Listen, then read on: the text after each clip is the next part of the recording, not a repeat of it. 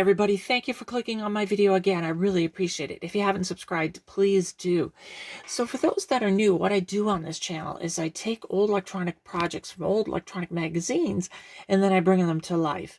I etch the board, I put the parts on it, test it out, and I put it in a case. That's what I do. And if you think I'm a genius, I'm far from that. In fact, I'm just a technician at the most. In fact, if you're looking for complex answers to questions, well, you got the wrong person, probably the wrong channel. However, I'm here to entertain more than to educate. So what I'm going to do today is, before I do the project introduction, I just wanted to thank everybody for watching my videos. I've reached the point now where I became monetized. So last week I made $50. It's not a lot. And if I make $200 a month, I'll be lucky. It might cover my parts, but anyway, I'm not in this for the money. I really am not. I'm here for the actual fun of it. And I get a kick out of people reacting to it, you know, their memories of building these projects when they were younger. So that's a great thing.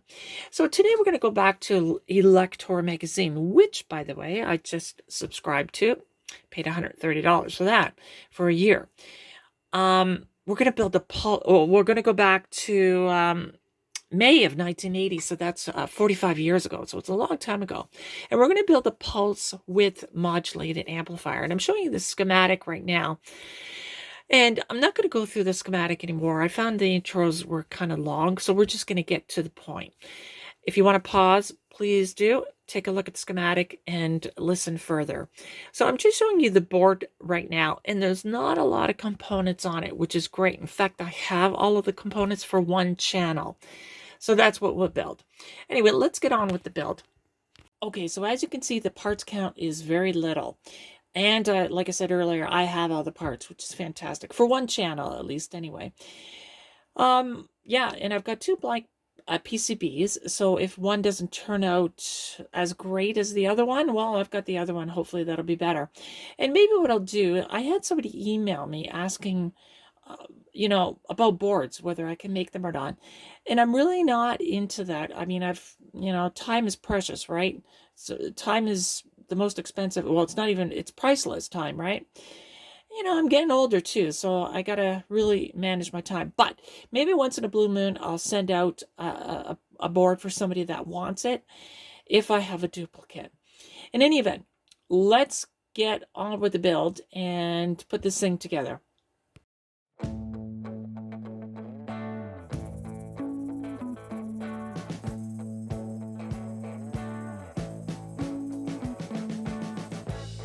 We've been living in sin so long, all the feels are gone. Fella stopped me on the street last night, said everything's alright.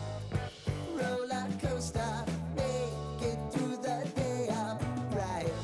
It seems your meal ticket is gone, but life goes on. I could never imagine something better. Yeah, right. Now you're cooking on high heat in the middle of the street. Roller coaster, take me to a better time. Let's go. All sing your high line with the roller coaster of life. Yeah. It's time to all choose your timeline on the roller coaster of life.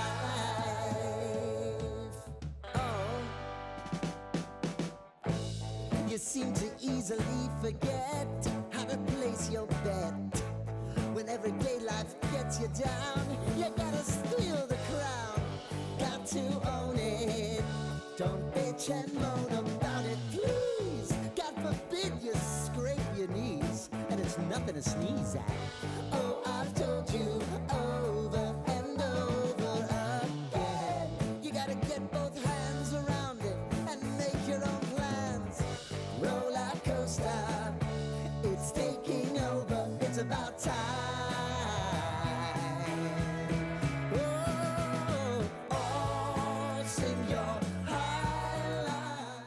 Okay, so the boards turned out really well. I'm really happy.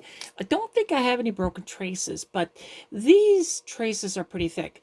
And in fact, I actually thicken them up. So this section here, so let me just step back for a bit.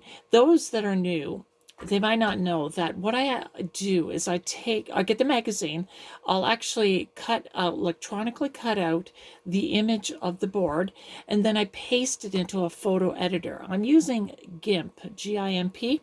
It's free and it's good. And within that tool, the photo editor, I can actually do what's called an edge detect, and I can make it darker too, so the contrast I can adjust. And that's what I do. And I also, what you have to do is you have to flip the boards, in the actual photo editing program, and then you have to scale it.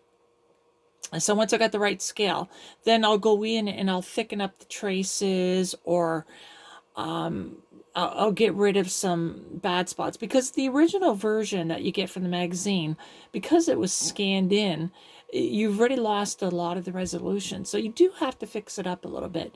And I did probably spend an hour doing that on this one. But this one was actually pretty good from the beginning. But you really do have to clean them up. So if you're ever interested in making PC boards for magazines, you got to sharpen up your skills when it comes to that.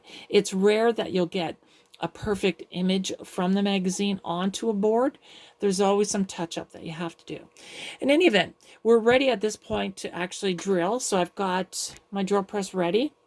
And as you can see, I've just got one of the boards already taped onto a board, so it's easier to actually drill the holes. So let me get on with that, and I'll get right back.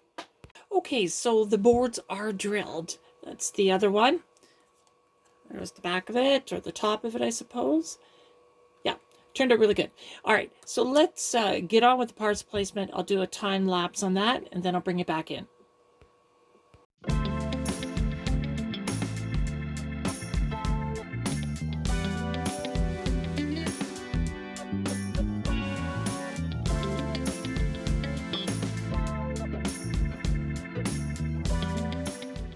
Okay, so we're ready for our first test. I feel pretty confident that this thing will work. It's a pretty simple circuit, so cross my fingers and let's hope this works. Just kidding, yeah, everything works.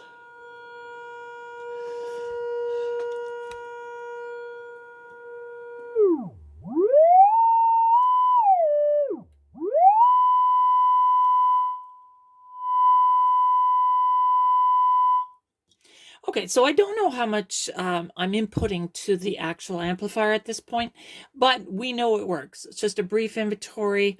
I checked the transistors actually, and they're not getting hot. Tiny bit warm, if that. There is no heat sinks required. Yeah, I think everything's working great. So I've got my function generator that I built just recently on the left.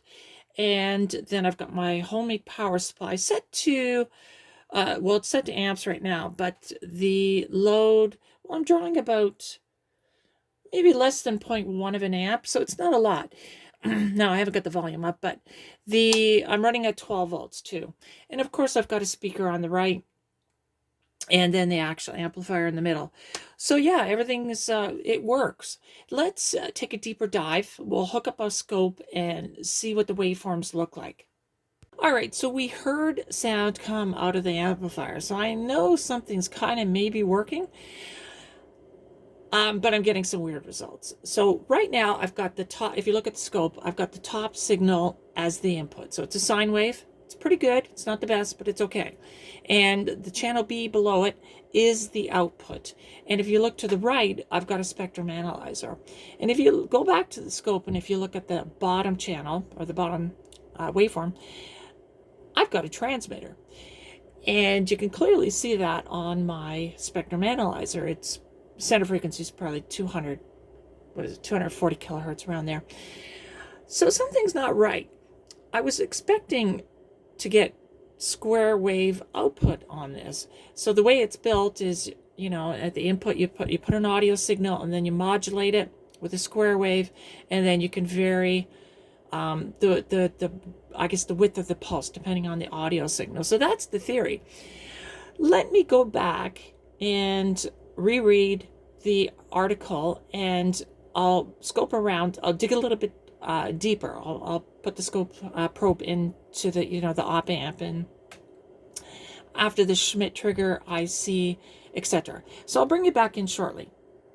Okay, so I think I'm getting somewhere. It's just the very last stage that I'm uncertain about. But just looking at the schematic, the way I interpret it is this. You've got your sine wave coming in, or your audio coming into the comparator, or the op amp, and then I think this is where we get our 246K kind of modulation. So almost like a carrier. I'll just call it that for this purpose. And combined, then you're going to get an output, basically a modulated carrier, right? So I think I'm getting that. So I'm showing you right now the input. So that's right from the function generator, and that's right at the input. So I'll take that off, and I'll go to pin 2. Okay, so there's pin 2. So there's our signal, our audio signal. Now there is a bit of a halo around it. I'm not too sure what that's all about, but just let's continue.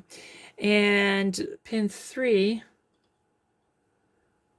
I believe this is where the modulated signal should be. Okay, so I get this nonsense here. But when I go to pin 6, everything kind of looks good. And the reason I say it looks good is because, yes, there's a whole bunch of blurriness, but I think that's actually the signal right here in between these two lines here. It's let me just increase the frequency and I'll show you. And that's high frequency. There you go. That's low. And I'm just now, this is pretty much 0 hertz. Well, maybe not. It's 1, 2, 3, 4, 5, 6, 7. So who knows? That could be 10 hertz. That's as low as my frequency or generator will go. It won't go to 0, but it's close to 10. Now, if I increase that frequency, you can see it's getting wider. So I think, now if you had an audio signal, and maybe I should put one on. In fact, that's what I will do. Let me do that. Let me hook up an audio signal and see if we can see something. Okay, what I'm showing you right now is just the carrier frequency. So I've got no input signal to the PWM amplifier. And if you just look at the top right-hand corner, you'll see a 240 kilohertz signal. And that is the so-called carrier, right? And it's not modulated at this point. So anyway, I'll bring you down to the scope. And there's our square wave that we've seen before. Let me keep my finger on. So I'm going to turn stereo. So I've got my computer going to the auxiliary in to my stereo, and I've taken one channel off, so the left or right, I don't know which one it is, but you will hear audio from the stereo, but that's not coming from the amplifier. I've got a 4 ohm dummy load on the PWM amplifier at this point. So again, I just stole the left channel so we can use it as an input to this amplifier. So let me hit the play button.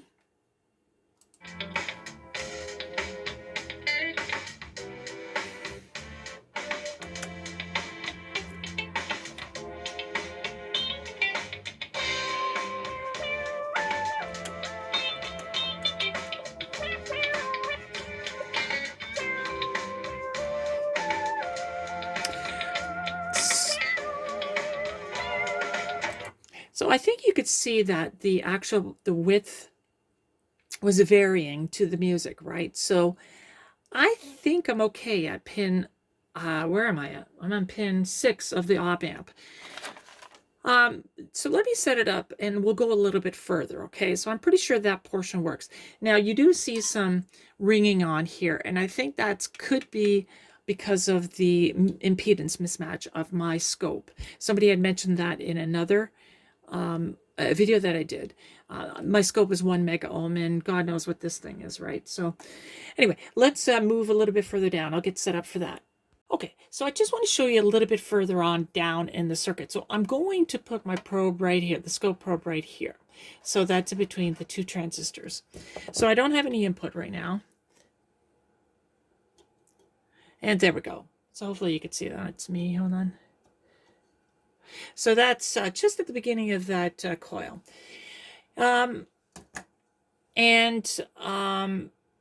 Everything is symmetrical, at least anyway. Now I know the tops and bottoms look a little funny. I don't know why.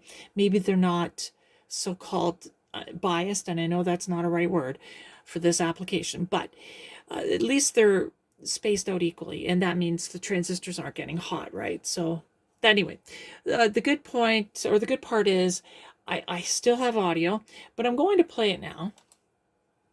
Oh, and YouTube. If you're listening, this is from your library, so this is your music. So you can see we've got the shifting again, right? Or the variation in the pulse. So that's a good sign. Now what I want to do is I'm just going to go after that coil. So I'm right here. So I'm at that part. And I presume this part of the circuit, I don't see a diode in there, but I would presume that it would kind of get, you know what? I don't even know anymore. I was going to say demodulated, but whatever. Let me just put the scope probe there. I think I'm there. So long, all the feels are gone. Fella stopped me on the street last night. Said everything's alright. So I'm getting this. It's almost like a triangle wave, sine wave. I just thought that. Yeah, so it's really weird. So this is with no input. It's almost like I got a sine wave back from it. I was expecting a pulse, much like just before the actual coil, because I do have a Class D amplifier, and that's what it does, but this one for some reason doesn't. Maybe I'm just expecting, and by the way, it's the same thing further on down to the speaker terminals, right? Maybe I'm just expecting too much. I mean, when you look at the circuit, there's not a heck of a lot there. 2 ICs, a couple transistors, right? And I would think a Class D amplifier would require a lot. And by the way, this was back in 1979, right? Or 1980. And in fact, before this issue of the magazine, back in 79, they actually had talked about this, but it was kind of a new thing. I understand that Sony actually had a Class D amplifier at one point in the 70s. Don't know the year, but I read about it. So maybe I'm just expecting too much compared to today's reality, right? And I think I'm going to leave it at that. It works like it's sound. I actually kind of troubleshooted it. I did have some problems with the function generators, etc. But I know the components are good. I just took them out, especially these ones here at the end. I took them out just to make sure they're measured fine, and they measure fine. So everything's good. I'm going to leave it for now. What I'm going to do is I'm going to put this circuit into a box, a small project box, and then call it a day. So let me get to that and I'll get right back. Okay, just a quick update. I made a power supply using those monk boards that I mentioned. I had a whole bunch of. So anyway, that's my power supply. And I made a case. So as you can see in the back, it's an aluminum case. So that's what we're going to put the amplifier and the power supply in. And finally finish it. Okay, bring it back in shortly. Okay, good news. I am done, as you can see. I've got everything in. I've got the fuse, got the AC cord coming in. This is my power supply, 12 volts, and this is the amplifier itself. Yeah, not a heck of a lot. I did build the case, so it is a bit rough. I built 4 or 3 other cases, and those look really, really good. So I'm happy with that. But I chose this one just because I wanted to get it out of the way. But there you go. Yeah, pretty simple. Now, I didn't really center out all the components perfectly. I totally forgot about a power switch and an LED indicator. So I kind of squeezed it in on the left. Had I known, I should have known, I would have put it everything more to the right. Anyway, so let's give this thing a go. I'll put the cover on and we'll listen to some music. All right, this will be the final clip. So let me just let you listen to it and you be the judge. Fella stopped me on the street last night. Said everything's alright. Rollercoaster, make it through the day alright.